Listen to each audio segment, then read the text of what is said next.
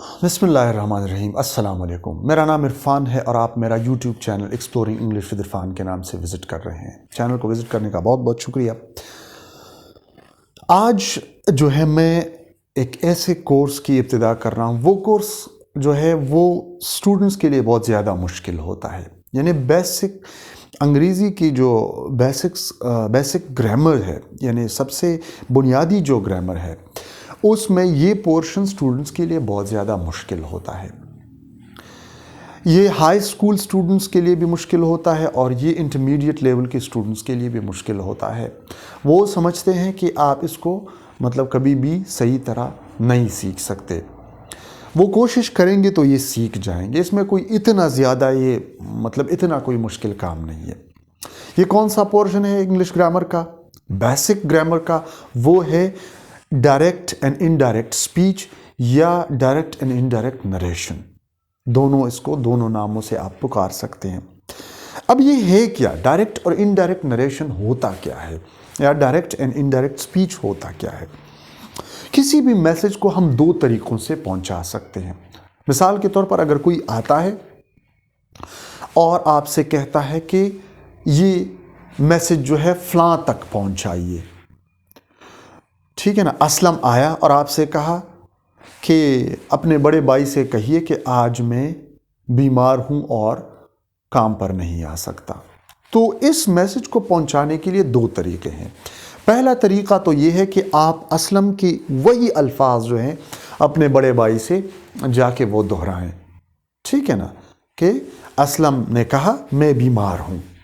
Aslam said he is ill, ठीक है ना। और दूसरा तरीका ये है कि आप उसके मैसेज का जो मफहूम है, जो मतलब है, आप जाके अपने भाई से कहें, ठीक है ना। आप कहें कि असलम बीमार है, वो काम पर, उसने कहा कि वो काम पर नहीं आ सकता। तो ये मैसेज पहुंचाने के दो तरीके हैं। समझ में बात आ रही है ना? यानी दो तरीकों से आप ये मैसेज जो है पहुंचा सकते हैं, ये बात कर सकते हैं। अब इंग्लिश में भी एक को डायरेक्ट स्पीच कहा जाता है या डायरेक्ट नरेशन कहते हैं, दूसरे को इनडायरेक्ट नरेशन कहते हैं। आज हम पढ़ेंगे कि डायरेक्ट नरेशन से इनडायरेक्ट में किस तरह हम उसको चेंज करेंगे, या इनडायरेक्ट से डायरेक्ट में किस तरह चेंज करेंगे। वही रिवर्स जो है आपको फिर करना पड़ता है, जो डायरेक्ट से इनडायरेक्ट में, तो फिर अगर इनडायरेक्ट से डायरेक्ट में करना है तो आपको उसको रिवर्स करना पड़ता है। इसके लिए चंद चेंजेस जो है वो लाजमी है। फिर हम आगे पढ़ेंगे कि कितने टाइप्स के सेंटेंसेस है और उसमें डायरेक्ट से इनडायरेक्ट जो चेंजेस है, जो नरेशन है, उसको हम कैसे तब्दील करेंगे, कैसे चेंज करेंगे। पहले तो हम ये तीन चेंजेस जो हर टाइप के सेंटेंस पे अप्लाई होते हैं, ये आपको करने पड़ते हैं। ये आपको पहले ये सीखना पड़ेगा। चलिए हम एक एग्जाम्पल जो है वो देखते हैं। एक सादा सी एग्जाम्पल है, वो है He said to me। लेकिन आप देख रहे हैं कि he said to me, फिर हमने कॉमा लगाया, उसके बाद इन्वर्टेड कॉमास लगे हैं। I am ill। He said to me, he somebody, to me उसने मुझसे कहा, I am ill कि मैं बीमार हूं। He said to me, comma inverted comma में उन्हीं की अल्फाज हैं। अब ये ओरिजिनल मैसेज है, ओरिजिनल वर्ड्स है, वही वर्ड्स है जो उस स्पीकर ने, मैसेज करने वाले ने, पैगाम पहुंचाने वाले ने, पैगाम देने वाले ने कहा। ये उसके बिल्कुल ओरिजिनल अल्फाज है। अब जाके हम यही मफहूम जो है इनडायरेक्ट में कहेंगे। He told me that he was ill। आप बाकी चेंजेस को तो छोड़ दें। सबसे पहले जो वो चेंज यहां पर आपको नजर आ रही है कि आई की जगह हमने ही लगाया है। समझ में बात आ रही है ना? अब पहले तो हम ये पढ़ेंगे कि इसको कहते हैं pronouns. I, he, she, it, we, they, you वगैरह, ये प्रोनाउंस है। अब तीन किस्म के प्रोनाउंस है। पढ़ेंगे हम चेंज 1 में कि प्रोनाउंस किस तरह चेंज होंगे डायरेक्ट नरेशन से इनडायरेक्ट नरेशन में, ठीक है ना। ये चेंज जो है प्रोनाउंस में किस तरह वाक़या होता है। तो एक को कहते हैं फर्स्ट पर्सन पर्सनल प्रोनाउन, यानी वो प्रोनाउन जो फर्स्ट पर्सन के लिए इस्तेमाल होते हैं। कौन से प्रोनाउन है? फर्स्ट पर्सन में आई, वी, ठीक है ना, मी, माइन, अस, आर एटसेट्रा, ये फर्स्ट पर्सन में आते हैं। ठीक है ना, ये प्रोनाउन जब आप चेंज करेंगे, अगर रिपोर्टिंग, इसको रिपोर्टेड स्पीच कहते हैं, इसको रिपोर्टिंग स्पीच कहते हैं। एक हो गया आपका रिपोर्टिंग स्पीच जो रिपोर्ट करने वाला है, एक हो गया आपका रिपोर्टेड स्पीच जो पहले रिपोर्ट हुआ है। तो रिपोर्टेड स्पीच में अगर फर्स्ट पर्सन आए, यानी आई या वी आए, ठीक है ना, वो कहां पर किस में चेंज होगा?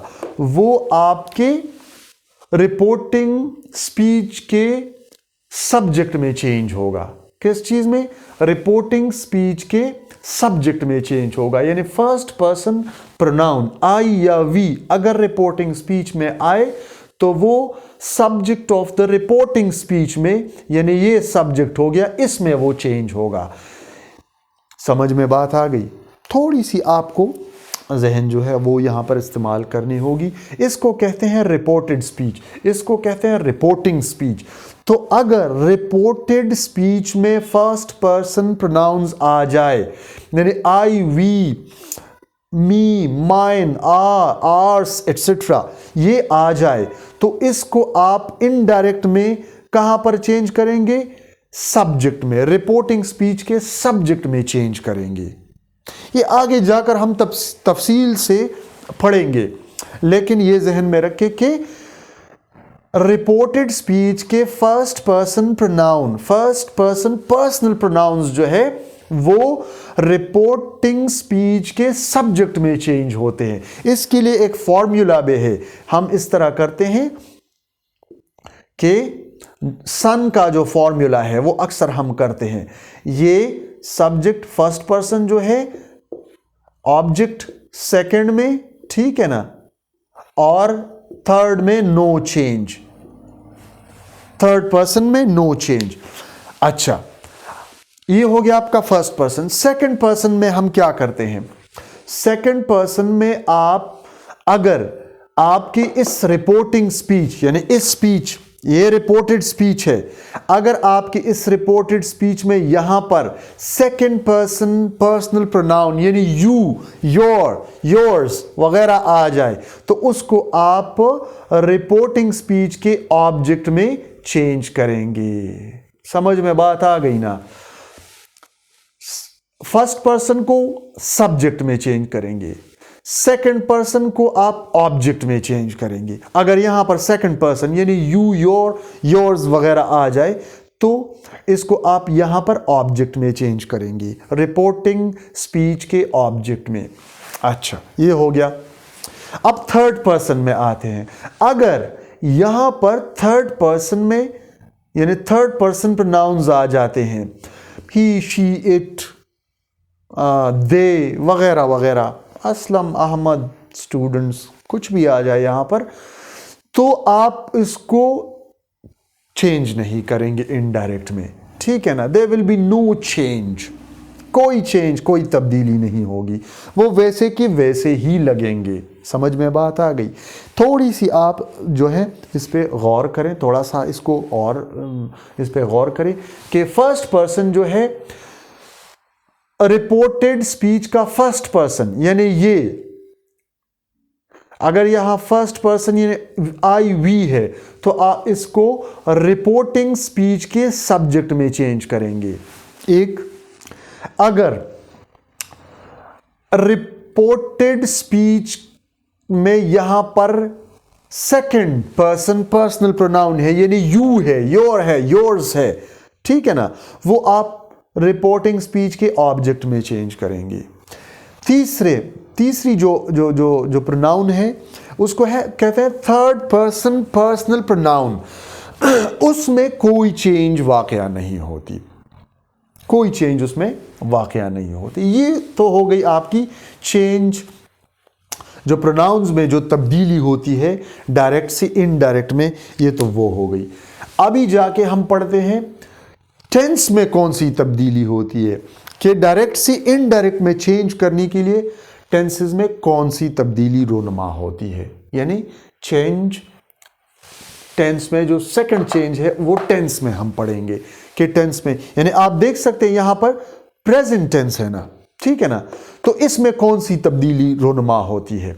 अगर यहां पर टेंस हो तो यहां कौन सी तब्दीली होगी, यहां कौन सा टेंस हो तो यहां कौन सी तब्दीली नहीं होती। चलिए ये पढ़ते हैं। अगर आपका रिपोर्टिंग स्पीच, यानी ये स्पीच रिपोर्टिंग स्पीच, अगर आपका रिपोर्टिंग स्पीच जो है वो प्रेजेंट टेंस में है, यहां पर प्रेजेंट टेंस है, for example he says to me, he says to me, he has said to me, he is saying to me, वगैरह वगैरह, तो यहां पर कौन सी तब्दीली होगी, यहां पर अगर वो प्रेजेंट टेंस में है तो रिपोर्टिंग, यानी रिपोर्टेड स्पीच, ये रिपोर्टेड है, ठीक है ना, रिपोर्टेड स्पीच के वर्ब पर कोई पाबंदी नहीं है, ये यहां पर कोई भी टेंस जो है वो आप लगा सकते हैं। ये रिपोर्टिंग स्पीच, अगर आपका ये रिपोर्टिंग स्पीच का वर्ब, यानी ये वर्ब जो है सेड जो है, सेज हो, सेइंग हो, हैज सेड हो वगैरह, तो यहां पर इस वर्ब में, इस टेंस में कोई इस पर पाबंदी नहीं है। वो प्रेजेंट में भी हो सकता है, पास्ट में भी हो सकता है, फ्यूचर में भी हो सकता है, इसमें कोई चेंज नहीं आएगी। फॉर एग्जाम्पल अगर यहां पर है he says to me I am ill, so तो फिर मैं कहूंगा he says to me that, या he tells me that he is ill, he is ill. तो आपने देखा कि यहां पर टेंस में कोई तब्दीली नहीं आती। अगर यहां पर है, समझ में बात आ रही है ना, अगर ये कहां पर है, अच्छा चलते हैं दूसरे उसकी जानिब। अगर ये जो है ये फ्यूचर में है तो भी यहां पर कोई तब्दीली जो है वो नहीं है, यहां पर आपको कोई तब्दीली जो है वो नहीं करनी पड़ती, यहां पर वही लगेगा। लेकिन तब्दीली कहां होगी, ये अगर फ्यूचर है तो यहां पर कोई तब्दीली नहीं होगी, टेंस में कोई तब्दीली नहीं होगी, वही जिस तरह प्रेजेंट टेंस में है उसी तरह अगर फ्यूचर में है ये, ठीक है ना, रिपोर्टिंग स्पीच, तो यहां पर कोई चेंज नहीं होगी। फ्यूचर और प्रेजेंट दोनों अगर रिपोर्टिंग स्पीच जो है दोनों, इन दोनों टेंसेस में हो तो रिपोर्टेड स्पीच के टेंस में कोई तब्दीली नहीं होगी। अच्छा पढ़ते हैं अब किस चीज की तरफ, कि अगर आपका रिपोर्टिंग स्पीच, यानी ये जिस तरह की ये है सैड, पास्ट टेंस में है, ठीक है ना, अगर वो पास्ट टेंस में है तो रिपोर्टेड स्पीच के वर्ब में मंदरजा झेल तब्दीलियां रूनुमा होती है। थोड़ा सा गौर करें, अगर आपका ये रिपोर्टेड स्पीच जो है, ये रिपोर्टिंग स्पीच है, सॉरी, ये रिपोर्टिंग स्पीच का जो वर्ब है अगर वो पास्ट टेंस में है तो रिपोर्टेड स्पीच के टेंस में ये तब्दीलियां होंगी। अगर वो तो हमने सपोज कर लिया, वो हमने लिख दिया कि वो पास्ट टेंस में है, यहां पर अगर रिपोर्टिंग स्पीच, ये रिपोर्टेड स्पीच जो है प्रेजेंट इंडेफिनिट में है तो उसको हम पास्ट टेंस में क्या करेंगे, तब्दील करेंगे। इनडायरेक्ट में हम इसको पास्ट में, पास्ट इंडेफिनिट में तब्दील करेंगे। थोड़ा गौर करें, अगर आपका ये रिपोर्टिंग स्पीच जो है वो पास्ट टेंस में है तो यहां ये रिपोर्टिंग स्पीच अगर प्रेजेंट इंडेफिनिट में है तो उसको आप पास्ट इंडेफिनिट में चेंज करेंगे। अगर प्रेजेंट कंटिन्यूस में है तो पास्ट कंटिन्यूस में चेंज करेंगे।